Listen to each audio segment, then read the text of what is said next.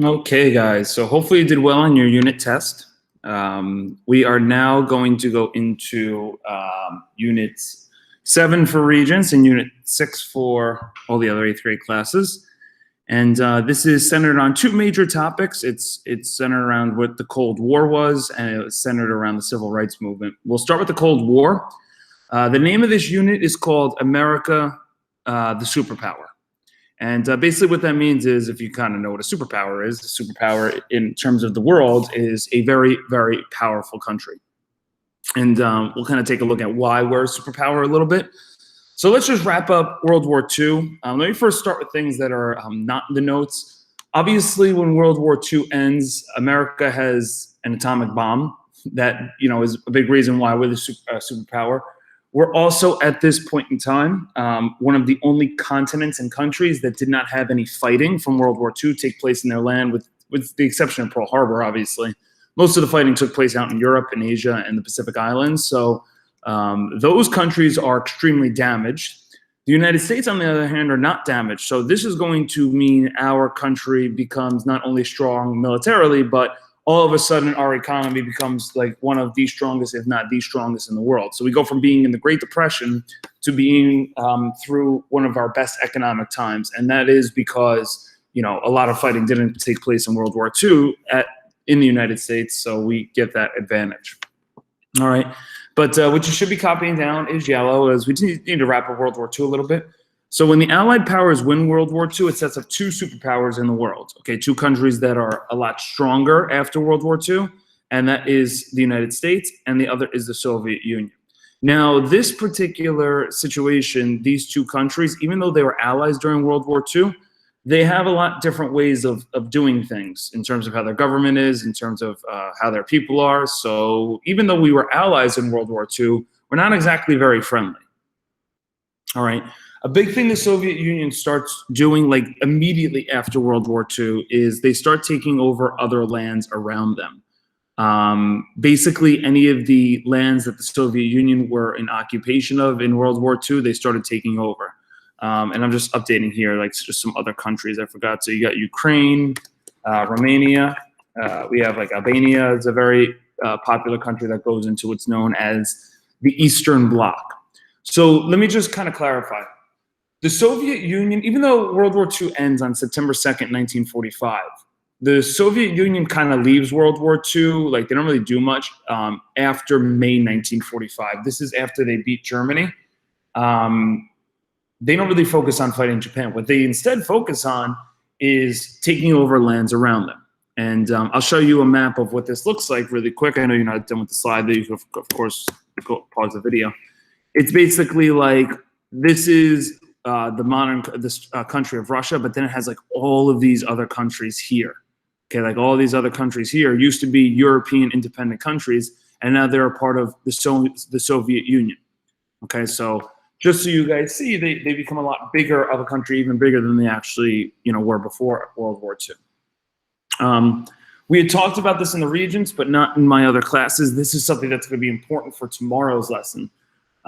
Germany separates into West Germany, that Britain and the United States look after, and East Germany that the Soviet Union looks after. So Germany obviously was a huge problem in World War II. They're going to be babysat now, and we keep an eye on West Germany, and the Soviet Union looks after East Germany. So Germany technically is not a country from 1945 to like 1990. They're two separate countries. They have the country of West Germany and the country of East Germany.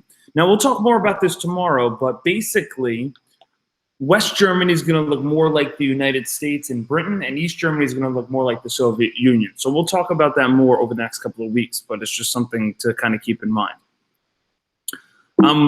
One final thing from World War II as well, the Army is going to get desegregated. We'll talk about this more when we get into our next war, which is the Korean War, which we'll actually learn in a couple days. The Korean War was the first war where the armies weren't segregated, okay, meaning whites and blacks were able to fight alongside each other. So that is one kind of good thing after World War II. But we'll talk about this a little bit more later. So this is just a little wrap up of World War II. This is the world kind of starts to dive themselves into, and this is where we are right now.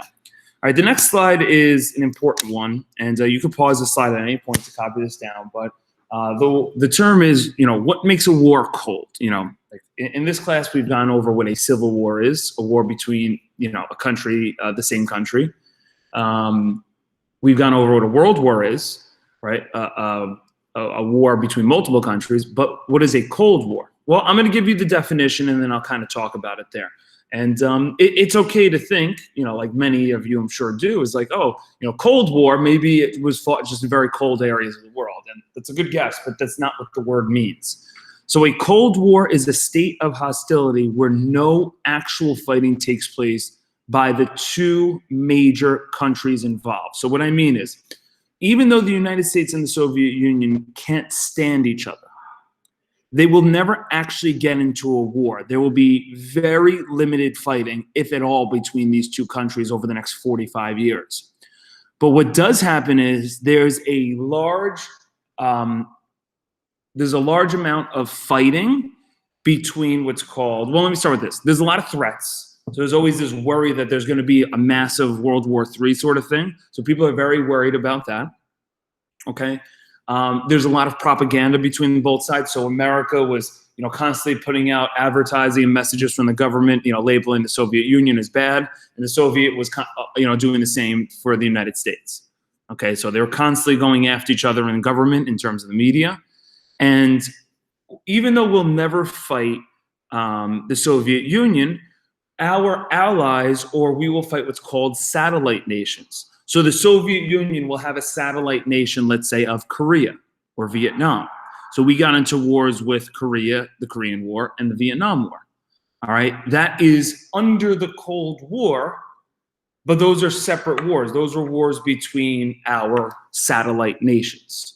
Okay, this is not really any fighting between the United States and the Soviet Union, but we fought the Soviet Union's allies. Likewise, the Soviet Union will fight some of America's allies, but they'll never actually fight us.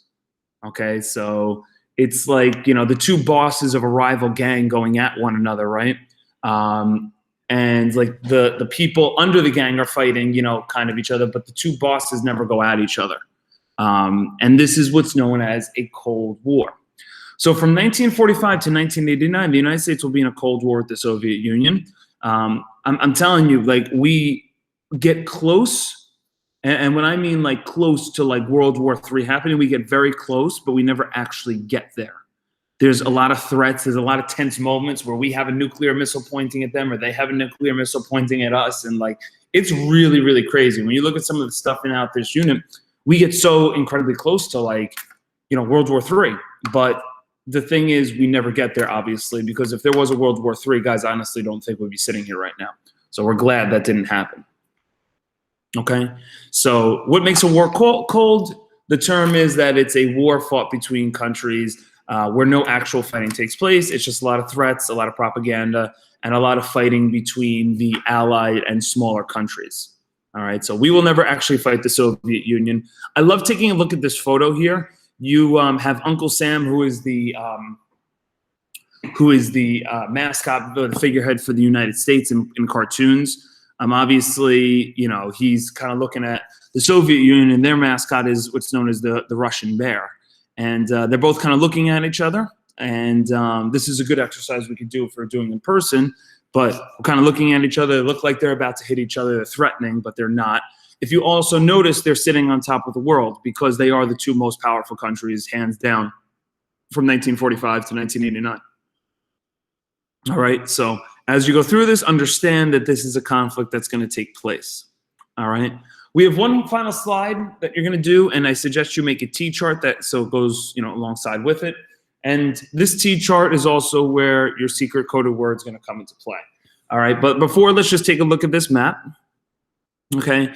As you can tell, pretty much all of the countries in red are either part of the Soviet Union or allies of the Soviet Union. And as you can tell, it's pretty much everyone out here in East Asia and Eastern Europe, excuse me. All right. All the countries in blue, okay, in Western Europe, the United States, Australia, these countries are allies or a part of the United States. And then, of course, we have the ones in light blue, which is, those are just friendly countries with us. So we're pretty much friendly with all of the countries in South America, some of the countries in Africa. All right. And you're going to kind of see that the United States has huge influence in trying to have as many countries as possible on their side. So I'll talk more about this map tomorrow. Okay. But I just want you to kind of get a sense of, everyone kind of goes along. Are you with the United States or are you with the Soviet Union? Okay. And a lot of the reasons why you would become like allies with the United States or allies with the Soviet Union was really based off of their styles of government. So this is the last thing you should be copying down. A lot of this is review from the United States perspective, and some of this is review on the Soviet Union perspective, because we looked at this when we looked at communism and the Red Scare a little bit later on, back in the Roaring 20s. So now we're a little bit later on. Now we should have a little bit of a better understanding. But let's just remember a couple things, whether you weren't at the lesson or you just forgot. Let's go over a couple things. So United States is a republic and a democracy and is led by the people. I ask the question all the time, who runs the country? It's not the president. It is the people. We run the country. We elect our representatives. We elect the president, what have you. So the power within this country is located within the people. The Soviet Union is really not like that at all. Okay. Are they a fascist country? No. But the way their government operates is very authoritative or very fascist in that sense, meaning that the government does have a lot of control. Right? They're not a fascist country. They are a communist country, but they are led by a dictator. You're going to see some very famous ones. We've already looked at Joseph Stalin, who some people will say is actually worse than Hitler in terms of how he treated his own people and how he treated other countries. But since he was on the winning side of World War II, he kind of doesn't get the same rep as Hitler. All right. Nikita Khrushchev, we'll learn a little bit later on in this class. Leonid Brezhnev, we'll learn a little bit later on. So these are some names that you could see. Obviously, these people don't stay in power forever. Some of them die. Some of them, just give up the throne sort of thing. So you'll see some of these names a little bit later. Okay. We have a capitalist economic system. At this point, we should know what capitalism is. All right. Individuals are responsible for making money for themselves.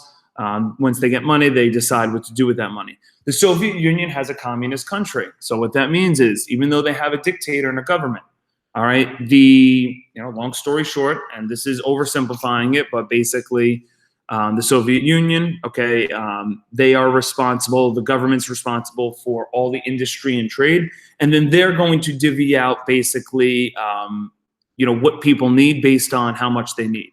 All right, so if a person needs a lot, they're going to get more, and basically communism is, mostly everyone making the same thing.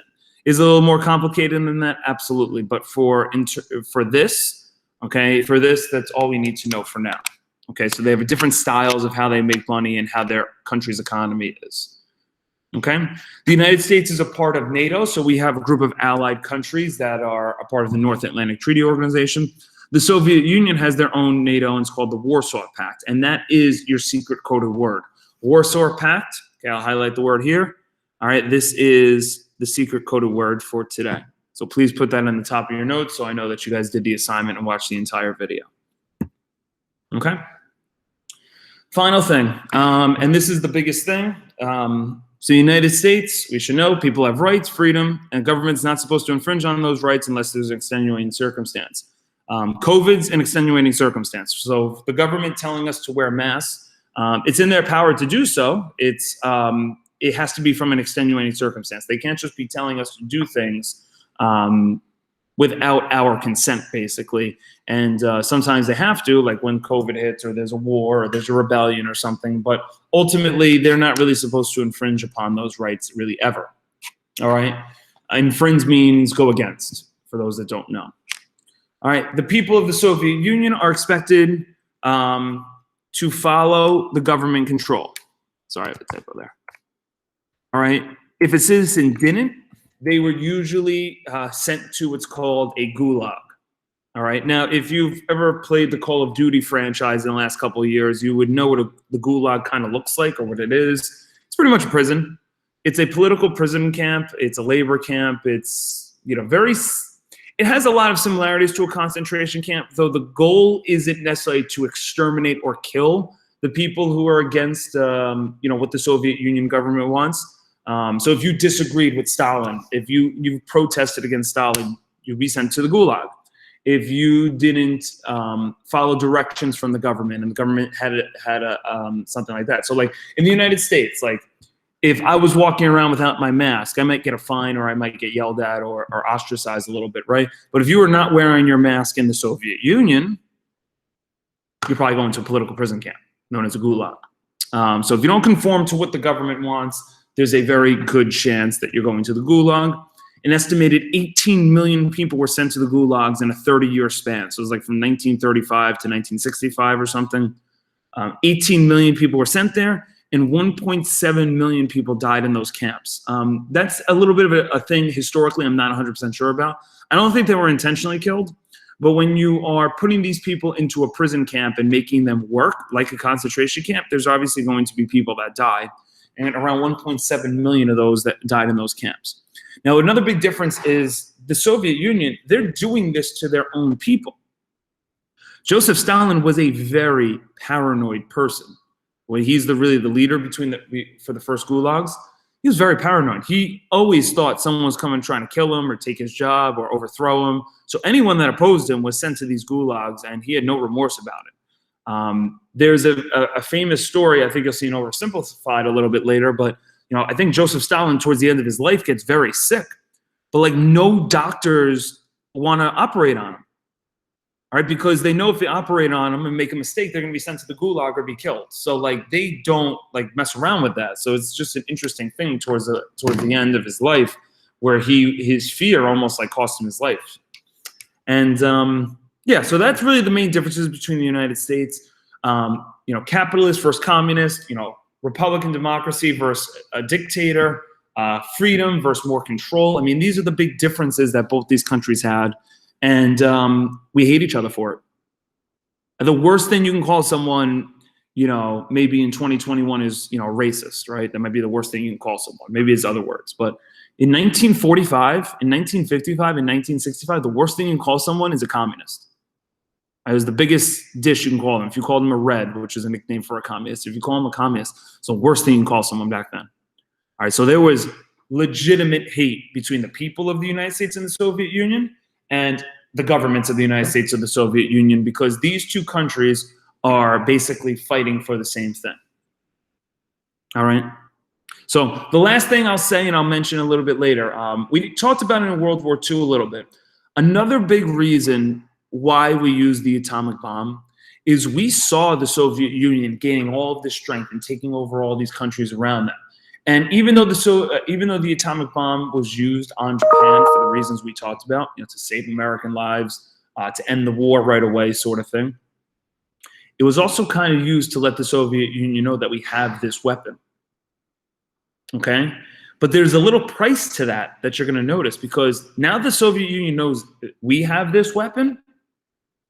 Take a guess what the Soviet Union is going to start to do. So you know what? If our biggest rivals have that weapon, we need to make an even bigger bomb. We better have our own, just in case we need to fight the United States. So they're going to create an even bigger atomic bomb. And then, just not to go too far ahead, but think about it. If now our enemies have a bigger atomic bomb, what do we need to create?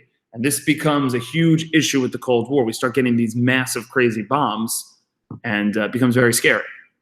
All right. So you should have at this point the secret coded word. If you don't and you're skipping around the video, you need to go back and find it. I'm not going to tell you what it is. You also at this point should have 3 slides taken down.